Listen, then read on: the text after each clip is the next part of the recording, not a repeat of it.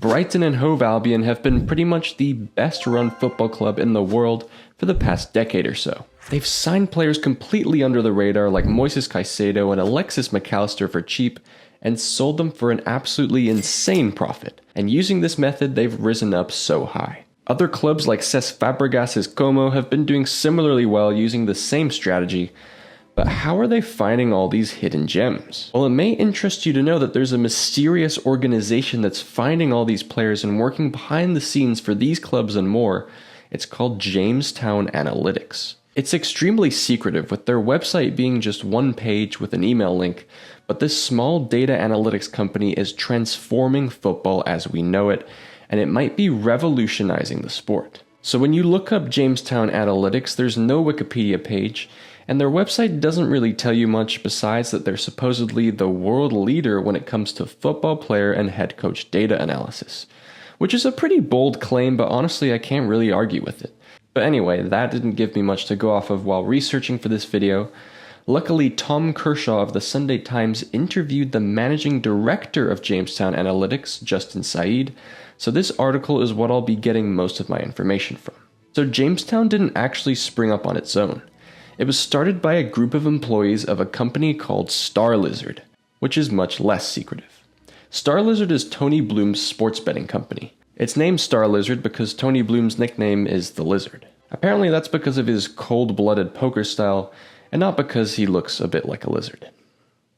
Anyway, if you're not familiar with Tony Bloom, he's basically the final boss of gambling addicts, and he's amassed a net worth over $1 billion almost entirely through sports betting. In 2006, he created Starlizard, which is a company with a pretty simple business model.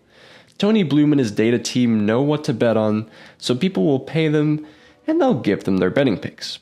In 2009, Bloom took over his boyhood club, Brighton, and since then he's used Starlizard's data and transferred it to football transfers and manager appointments, and taken Brighton from League One to European football.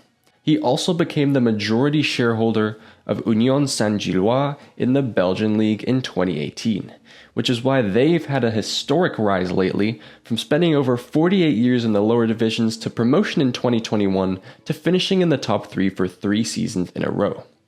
It's also why players like Denis Undav and Simon Adingra have moved between the two clubs. So basically, Jamestown Analytics is a branch of employees that moved from Starlizard to create their own company that's solely focused on working with clubs around the world. They're relatively new, but they're already working with Como in the Serie A, Hearts in Scotland, Melbourne Victory in Australia, Castellón in the Spanish 2nd Division, and Grimsby Town in League 2. Seems like an extremely random array of teams, and apparently Jamestown Analytics are very selective about who they're giving their services to at the moment. And even when they are partnered with a club, they still keep their data collecting methods a secret. According to Como's director of football, Jamestown pretty much just give them a list and say, here are 10 guys you should sign. They don't tell them the methods they use to find and analyze these players. So the question on everyone's minds is, what are they hiding? Well, there are many possible theories here. Maybe they have some kind of crazy AI thing that goes through tons of matches and analyzes all the players and picks the best ones for the team's tactical system. Maybe all the players they sign are secretly robots. But my personal favorite theory is that it's just a guy scrolling through Football Manager.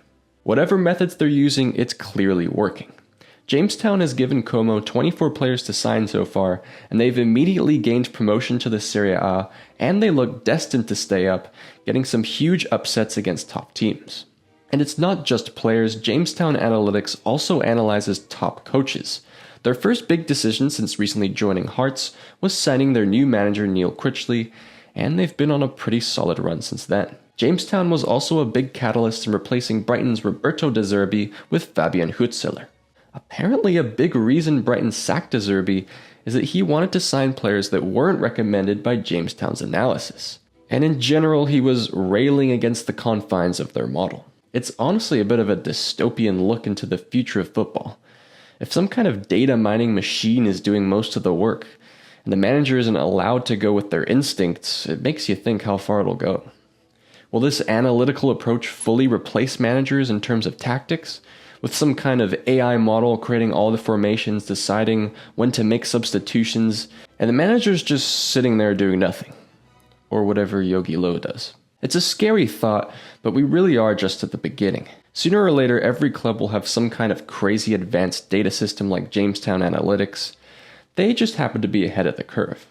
And it's honestly a great thing in my eyes that they're choosing to sign up with smaller clubs rather than making Man City or PSG even more overpowered than they already are. But I'd love to know your thoughts on this. What kind of a future do you think this presents for football? Are you scared by this? Is this alarming? Or is this just kind of a natural progression of the game? I hope you enjoyed the video and I hope it was informative. If you did enjoy, please consider leaving a like and subscribe to Footballers for more videos like this one.